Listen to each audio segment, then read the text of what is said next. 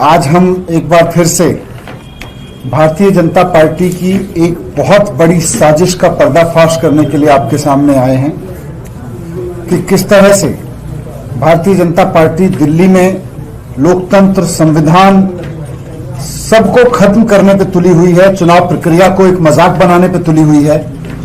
किस तरह से वो चुनाव आयोग की चुनाव की पूरी मशीनरी का दुरुपयोग करके अपने कार्यकर्ताओं के माध्यम से बड़े पैमाने पर वोट कटवा रही है और इलेक्शन को एक तरह से एक औपचारिक प्रक्रिया बनाने की साजिश रच रही है। अरविंद केजरीवाल जी ने कुछ दिन पहले आपके सामने रखा था कि कैसे शाहदरा विधानसभा में वोट कटवाने के लिए भारतीय जनता पार्टी के कार्यकर्ताओं द्वारा ऐसे लोगों के विरोध एप्लीकेशन दे दी गई है उनका वोट कटवाने के लिए जो अपने घरों पर 30-30 साल से रह रहे हैं और अभी भी वहीं रह रहे हैं। उन्होंने बाकायदा लोगों को आपके सामने प्रेजेंट किया था, उन्होंने बाकायदा वोटिंग कार्ड दिखाए थे। उसके बाद मीडिया ने भी बहुत सारे लोगों के घर जा जाके बताया था कि देखिए ये लोग यहीं पे रह रहे हैं, लेकिन भारतीय जनता पार्टी के कार्यकर्ता चुनाव आयोग के साथ मिलकर उनके वोट कटवाने में लगे हुए हैं। आज फिर हम आपके सामने उन्हीं तथ्यों को और सबूतों के साथ लेकर आए हैं कि किस तरह से बीजेपी इस तरह की हरकत में लगी हुई है कि दिल्ली में आम आदमी पार्टी को हराना जब उसके लिए नामुमकिन हो गया है, अरविंद केजरीवाल जी को रोकना जब नामुमकिन हो गया है, तो गली गली मोहल्ले मोहल्ले में किस तरह से वोट कटवा के आम आदमी पार्टी को हराने की साजिश की जाए, ये आज हम पर्दाफाश आपके सामने रख रहे हैं। हमने एक विधानसभा का जिक्र आपसे किया था पिछले प्रेस कॉन्फ्रेंस में। आज हम 7 विधानसभाओं का डेटा और लेकर आए हैं, 7 विधानसभाओं के तथ्य और लेकर आए हैं जहां बड़ी संख्या में एप्लीकेशंस फाइल किए गए हैं लोगों के वोट काटने के लिए, ऐसे लोगों के वोट काटने के लिए जो वर्षों से उसी पते पर रह रहे हैं, जिनके वोट उस पते पर बने हुए हैं और उन्हीं पर रहते हुए जहां वो रह रहे हैं वहां उनके वोट भारतीय जनता पार्टी कटवा रही है। कई ऐसी विधानसभाएं हैं जहां हजारों वोट काटने की, कई हजार वोट काटने की एप्लीकेशन भारतीय जनता पार्टी के कार्यकर्ताओं द्वारा दी जा रही है।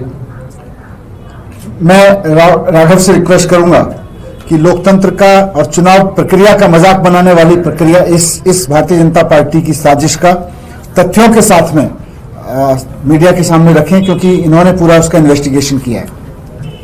जैसा कि आपको बताया गया कि आज हम 7 ऐसी विधानसभाएं जहां पर बड़ी तादाद में वोट काटने की एप्लीकेशंस आई हैं उसका जिक्र करेंगे। इन 7 विधानसभाओं में 29 अक्टूबर से लेकर आज तक, यानी कि चुनाव आयोग द्वारा समरी रिवीजन का जो 2 महीने का एक प्रोसेस शुरू हुआ था कि 2 महीने में चुनाव आयोग के खुद के अफसर घर घर जाकर चेक करेंगे कौन वोटर रहता है कौन नहीं रहता और एक ड्राफ्ट इलेक्टोरल रोल जारी करेंगे। वो प्रक्रिया 28 अक्टूबर को समाप्त हो गई, इस वर्ष के 28 अक्टूबर। 28 अक्टूबर के बाद जब ये प्रक्रिया समाप्त हो गई, चुनाव आयोग के मतदाता सूची प्रकाशित हो गई, उसके बाद इतनी बड़ी तादाद में इन 7 विधानसभाओं में वोट काटने के लिए आवेदन पत्र आए। जब ये देखा गया कि कितने आवेदन पत्र आए तो पता लगा इन 7 विधानसभाओं में कुल 22,649 एप्लीकेशंस इन 7 विधानसभाओं में आई हैं। और ये एप्लीकेशंस इतनी भारी तादाद में चुनाव आयोग के समरी रिवीजन प्रोसेस समाप्त होने के बाद कौन डाल रहा है, कौन है वो शख्स या कौन है वो लोगों का समूह जो इतनी बड़ी तादाद में वोट कटवाना चाहता है मतदाताओं के, इसके बारे में हमने जानने की थोड़ी कोशिशें करी, जांच पड़ताल करने का प्रयास किया, तो यह पाया कि इनमें से कई सारे ऑब्जेक्टर्स यानी कि आपत्तिकर्ता कहीं ना कहीं बीजेपी से जुड़े हुए हैं। आपत्तिकर्ता कौन होता है? किसी का भी वोट काटने के लिए एक आवेदन पत्र चुनाव आयोग में दाखिल किया जाता है और वो एक आपत्तिकर्ता दाखिल करता है कि भाई मैं शिकायत करता है, आपत्ति करता हूं, मैं चाहता हूं इस शख्स का वोट काटा जाए क्योंकि यह शख्स अब हमारे विधानसभा क्षेत्र में नहीं रहता या इनका देहांत हो गया है। जब उस आपत्तिकर्ता के, ऑब्जेक्टर्स के हमने नाम छांटे इन सातों विधानसभाओं में और जांच पड़ताल करने की कोशिश करी, तो यह पाया गया कि कुछ लोग जो कहीं ना कहीं बीजेपी से जुड़े हैं, उन्हीं लोगों ने मैक्सिमम एप्लीकेशंस वोटर डिलीशन की दी गई हैं। मैं उदाहरण के तौर पर ये सारे दस्तावेज आपको उपलब्ध करा देंगे। जनकपुरी विधानसभा में 24 ऐसे लोग चिन्हित हो पाए हैं जिन्होंने कुल मिलाकर 4,874 वोट काटने की एप्लीकेशनें दी हैं। मात्र 24 लोगों ने 4,874 वोट काटने की एप्लीकेशंस दी हैं और इन 24 का कहीं ना कहीं जुड़ाव भारतीय जनता पार्टी से साफ तौर पे नजर आता है। मैं बता दूं कि जनकपुरी में कुल मिलाकर मतदाता सूची प्रकाशित होने के बाद 7,055 वोट काटने की एप्लीकेशनें आई। 7,055 में से 4,874 इन 24 लोगों ने दी हैं। ये मैं उसका पूरा ब्यौरा लाया हूं, ये मैं भी आपको दे दूंगा। इसके बाद अगली विधानसभा है करावल नगर। इसमें कुल मिलाकर 3,861 एप्लीकेशन वोट काटने की आई, जिसमें पता लगा कि 3,260 यानी कि 3,260 एप्लीकेशनें सिर्फ 2 लोगों ने दी हैं। 2 लोगों ने 3,260 वोट काटने की एप्लीकेशन एक विधानसभा क्षेत्र करावल नगर में दी हैं। एक कोई स्वाति पांडे जी हैं, एक लकी गुप्ता जी हैं। इनकी भी मैं डिटेल लाया हूं, ये भी मैं आपको दे दूंगा। एसी नंबर 52 तुगलकाबाद, यहां पर कुल मिलाकर मतदाता सूची प्रकाशित होने के बाद 4,016 वोट काटने की एप्लीकेशनें आई, जिसमें से 2,435 वोट काटने की एप्लीकेशन मात्र 15 लोगों ने दी है। यानी कि 15 लोग मिलकर 2,435 लोगों के वोट कटवाना चाहते हैं और ये 15 लोग वो हैं जिनके तार बीजेपी से जुड़ते हैं। फिर पालम विधानसभा, जिसमें 9 ऐसे लोग जिन्होंने 1,641 एप्लीकेशनें दी, ये वो 9 लोग हैं जिनके तार बीजेपी से जुड़ते हैं। हरिनगर, जहां मात्र 4 लोगों ने 637 एप्लीकेशंस दी वोट काटने की, इन 4 लोगों के भी कहीं ना कहीं तार बीजेपी से जुड़ते हैं। मुस्तफाबाद, एक ही आदमी ने 534 वोट काटने की एप्लीकेशन दे दी है। एक आदमी एक विधानसभा क्षेत्र में 534 वोट कटवाने की एप्लीकेशन दे रहा है। राजकुमार नाम का ही शख्स है। और रजौरी गार्डन में 6 लोगों ने 571 वोट काटने की एप्लीकेशन दी। कुल मिलाकर रजौरी गार्डन में 1,297 एप्लीकेशंस आई, जिसमें से 571 एप्लीकेशंस इन 6 लोगों ने दी, जिनके नाम आज अभी हम सार्वजनिक करेंगे। इनके भी तार बीजेपी से जुड़ते हैं। हमने थोड़ी जांच पड़ताल करने की कोशिश करी कि ये लोग कौन हैं और जिनके बारे में हम कह रहे हैं जिनकी तार बीजेपी से जुड़ते हैं। तो एक, जैसे कि उदाहरण के तौर पे जनकपुरी में 194 वोट काटने की एप्लीकेशन एक ये महेंद्र कुमार मलिक जी हैं जिन्होंने दिया है। ये बीजेपी के मेंबर है। ऐसे ही एक जनकपुरी में एक और है प्रिंस गर्ग जी, इन्होंने 50 एप्लीकेशन दी है, ये भी बीजेपी से जुड़े हुए हैं, इनकी मेंबरशिप डिटेल्स हैं। ऐसे ही जनकपुरी में एक और हरी शर्मा जी हैं, उनका भी ऐसा ही है। मुस्तफाबाद में मैंने जिन राजकुमार जी का जिक्र करा वो ये रहे बीजेपी के नेताओं के साथ। तो कहीं ना कहीं या तो वो बीजेपी से प्रत्यक्ष रूप से अप्रत्यक्ष रूप से जुड़े हुए हैं, उनके साथ काम कर रहे हैं, या तो उनके दफ्तर में पगार लेकर काम कर रहे हैं, या उनके समर्थक हैं, या उनके कार्यकर्ता हैं, उनके वर्कर हैं, या उनके ऑफिस बियरर हैं। ऐसे सारे लोगों का ब्यौरा सामने आया। समझ ये नहीं आता कि चुनाव 2 महीने बाद है, अब तो 2 महीने से भी कम रह गया। इतने चुनाव के पास आकर इतने बड़े स्तर पर वोट काटने की क्या जरूरत आन पड़ी? और ये जरूरत अभी जब इलेक्शन कमीशन ने खुद जोड़ने काटने का पूरा जो एक समरी रिवीजन का प्रोसेस था उसे हाल ही में जब समाप्त किया है, तो इतनी बड़ी तादाद में वोट काटने की क्या जरूरत आन पड़ी, जैसा कि मैंने बताया इन 7 विधानसभाओं में 22,000 से ज्यादा मतदाताओं के वोट काटने के रिक्वेस्ट आ गई हैं, एप्लीकेशंस आ गई हैं। दूसरा, ये कौन लोग हैं जो इतनी बड़ी तादाद में वोट कटवाना चाहते हैं? मान लीजिए कि समरी रिवीजन प्रोसेस के बाद, मतदाता सूची प्रकाशित होने के बाद कोई ऐसा शख्स है जो दिल्ली छोड़ के चला गया, या ऐसा शख्स है जिसका देहांत हो गया, वो तो वैसे ही वोट डालने नहीं आएगा। तो ऐसा तो है नहीं कि वोट बढ़ेगा या घटेगा किसी एक राजनीतिक दल का। तो इतनी बड़ी तादाद में वोटरों का नाम वोटर लिस्ट से हटाने की प्रक्रिया क्यों करी जा रही है? बहुत बड़ा प्रश्न चिन्ह खड़ा होता है। दूसरा, इस बल्क डिलीशन के पीछे कौन लोग हैं? आज हमने थोड़े बहुत लोग तो आइडेंटिफाई करके आपके सामने रखे, लेकिन ये कौन लोग हैं जो इतनी बड़ी तादाद में बल्क डिलीशन करवाना चाह रहे हैं?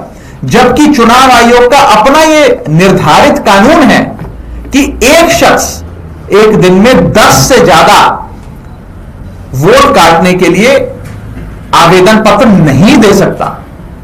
फिर भी एक दिन में कई 100 आवेदन पत्र एक ही शख्स से लिए गए हैं वोट काटने के लिए। और हमारा अंत में एक महत्वपूर्ण सवाल कि कैसे आप वोट काटने की प्रक्रिया और राजनीतिक दलों को अंधेरे में रखकर कर सकते हैं। यदि किसी का वोट काटा जाए तो चुनाव आयोग का बीएलओ जो होता है, बूथ लेवल ऑफिसर, वो घर घर जाकर चेक करे कि आदमी वास्तव में वहां रहता है या नहीं रहता।